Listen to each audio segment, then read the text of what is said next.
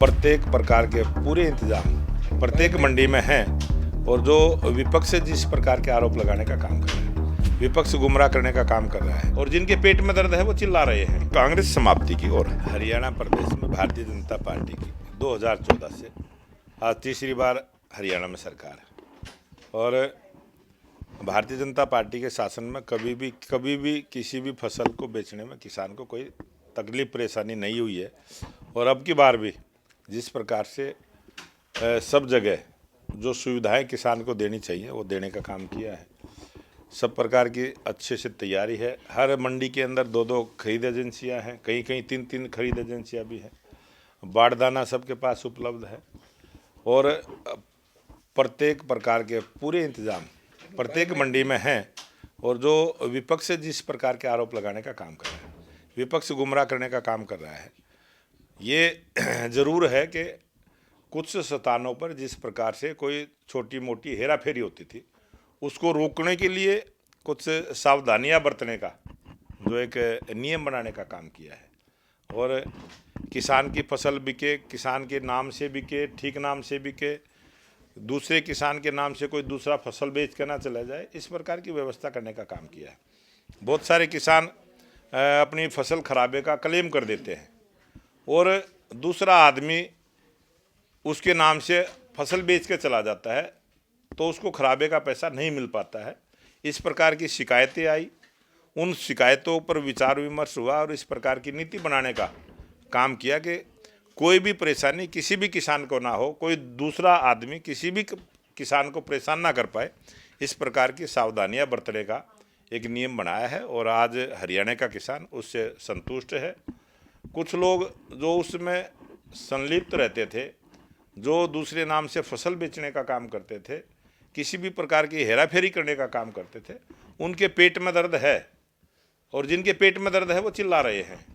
लेकिन हरियाणा प्रदेश में हम किसान का हक मरने नहीं देंगे, किसान का हक किसान को मिले, किसी भी प्रकार की परेशानी हरियाणा के किसान को ना हो, ये जिम्मेवारी हमारी सरकार की है। उसी प्रकार के नियम बनाने का काम किया है। सर, हरियाणा में एक एजीएल प्लॉट आवंटन मामला भी जो है बीजेपी ने जम के उठाया था, लेकिन उस मामले में कोर्ट ने भूपेंद्र सिंह हुड्डा को जो एक्विटेड कर दिया है, उसको लेकर क्या कहेंगे? कानून, ये हम सब की जिम्मेवारी है कि कानून जब कोई कानूनी बहस जब कोर्ट में जाती है, कोर्ट की द्वारा जो निर्णय होता है हम उसका स्वागत करते हैं। जिस प्रकार से कोई कमी उसमें जानकारी अधिकारियों ने दी और सरकार की जो जिम्मेवारी थी उसने उस केस पर संज्ञान लिया और जो कोर्ट ने निर्णय किया है हम उसका सम्मान करते हैं। सर, आगे जो है हरियाणा में भी एसआईआर जो है शुरू होने वाला है। कांग्रेस ने अपनी तैयारियां शुरू की हैं और 10 अप्रैल को चंडीगढ़ में जो उनकी बैठक होने वाली है, तो बीजेपी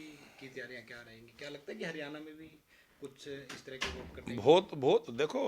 बहुत वोट कटने हैं, बहुत सारे फर्जी वोट कटने हैं, बहुत सारे जो आज इस दुनिया में नहीं है वो वोट भी कटने हैं, बहुत सारे जो अपने गांव बदल के शहर में चले गए हैं या शहर बदल के दूसरे शहर में चले गए हैं, एक ज़िले से दूसरे ज़िले में चले गए हैं, एक प्रांत से दूसरे प्रांत में चले गए हैं। ऐसे सब जो वोटर सूची में नाम है उन सब के शुद्धिकरण का ये कार्यक्रम रहेगा और ये सबके हित में है, क्योंकि फर्जी वोट पर ही ज़्यादा झगड़े होते हैं।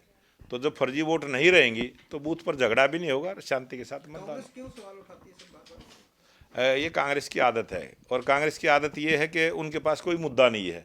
सरकार अच्छे काम करती है, वो अच्छे काम में सहयोग तो करते नहीं है, उसमें एक झूठा प्रचार करते हैं और वो झूठे प्रचार में ही कांग्रेस लगी रहती है और उस झूठे प्रचार के कारण से ही आज कांग्रेस की इमेज घटी है और कांग्रेस समाप्ति की ओर है। कुछ राज्यों में चुनाव होने वाले हैं सर, बंगाल है या केरल है या और भी राज्य हैं, तो उनके अंदर बीजेपी की क्या स्थिति है? क्योंकि बंगाल बीजेपी के लिए शुरू से एक बड़ी चार प्रांतों में जो है कल 9 तारीख को मतदान होना है और पश्चिम बंगाल में 2 चरण में मतदान होगा और असम के अंदर तीसरी बार भारतीय जनता पार्टी की सरकार बनने जा रही है और जो 3 प्रांत बचे हैं उनमें भी भारतीय जनता पार्टी के विधायकों की जो संख्या कम है वो बढ़ने वाली है और सरकार में बड़ा रोल भारतीय जनता पार्टी का रहेगा। और पश्चिम बंगाल की जनता तो निर्णय कर चुकी है, वो इंतज़ार में है वो वोट का दिन आए और कमल के फूल पर बटन दबाकर भारतीय जनता पार्टी की स्पष्ट बहुमत की सरकार पश्चिम बंगाल में बनेगी।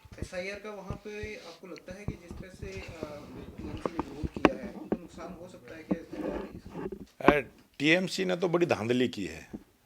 हमारी तो शिकायत है निर्वाचन आयोग से कि जो वोट हम कटवाना चाहते थे और जो फर्जी वोट थे उसमें बहुत सारे ऐसे रहे हैं, और वो टीएमसी की जो सरकार है, जो गुंडागर्दी की सरकार है, उन्होंने उसमें कटने नहीं दिया है। बहुत सारे अधिकारियों को बंधक बनाने का उन्होंने काम किया। बहुत जगह निर्वाचन आयोग की टीम को भी उन्होंने परेशान करने का काम किया है, और टीएमसी ने पूरी धांधलेबाजी की है। अब भी इसमें बहुत सारी वोट जो है वो घुसपैठियों की बची हैं, बहुत सारी फर्जी वोट बची हैं, और टीएमसी ने बड़ी गुंडागर्दी करने का काम किया है। हमसे जुड़े रहने के लिए हमारे YouTube चैनल को सब्सक्राइब करें और नई वीडियो की नोटिफिकेशन के लिए बेल आइकॉन को दबाएं। अगर आप ये वीडियो Facebook पर देख रहे हैं तो लाइक जरूर करें और ज्यादा से ज्यादा शेयर करें। धन्यवाद।